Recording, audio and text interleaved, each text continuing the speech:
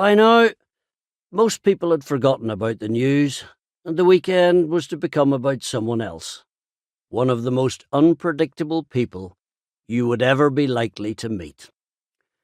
Therefore, it was no surprise to me when my mobile phone rang at 10 o'clock in the evening, and from a train on the way to Manchester, I spoke to my friend Alex Higgins, the snooker player.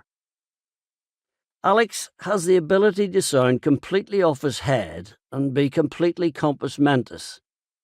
But the last thing I heard about him was that he was extremely ill in Dubai, of all places. He had phoned me a month previously to ask me for the airfare to Dubai so that he could go to the races, the Dubai World Cup. I had declined his demand for 400 quid and instead agreed to put him up in the Midland Hotel in Manchester until he could raise the funds to fly out, to do I know not what. All he would say was that he was bringing his cue. Alex is one of the most misunderstood, remarkable men I have ever known, and it has been a privilege to know him. He's possibly one of the most selfish people I have ever met, but he is redeemed by the fact that this is totally unintentional. He can be regarded as being extremely rude, and indeed, like everyone else in the human race, he can be so. But most of the time, that's just his way. He's highly intelligent, deeply charming, and very funny. He's also one of the greatest sportsmen this country has ever produced, and to me, knew every shot in the book, has played them, written another book on the subject, and then some more. On his day, he would have beaten anyone in his generation, or here and now. He would be arriving at Wilmslow, where I lived at the time, sometime tonight, and I was to pick him up and take him home for the weekend. Just like that. Ellie said that was fine, because he was ill. He could stay as long as he wanted. This was not about to happen, I explained. We had no spare bed for a start, a large German shepherd, and I didn't think Ellie was ready to deal with such a complex character, who was ill and pretty stoned most of the time.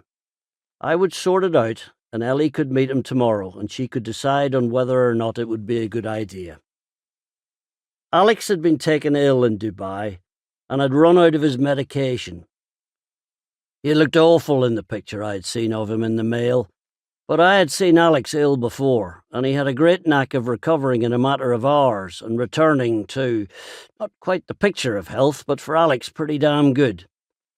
But driving to the station at Wilmslow to meet the 10:15 on which I had established he would be travelling, I had no idea of the ghost that would step down from the train on platform 2. It was the station master that spotted him, not me. Perhaps I was looking for a shadow, an image, a memory. I'd spoken to him on a regular basis, but I hadn't seen him for about a year. In fact, the last time we met was for a session in the White Lion, my local in Manchester, when he'd just been stabbed by an ex-girlfriend and had discharged himself from hospital. He had looked a bit grey and was bandaged quite heavily, but it did nothing to prepare me for that meeting. "He's there, Charlie. Fucking hell." And there he was. He looked like quite a respectable scarecrow. It was clear he was deeply underweight, although it would be the next day until I witnessed the full horror of just how poorly he was. An old Trilby hat, a black leather Versace jacket, an old pair of jeans that looked like they should be held up by a piece of string, an old large sports bag, and a purple silk scarf. When we hugged, I realised there were some serious problems going underneath this costume.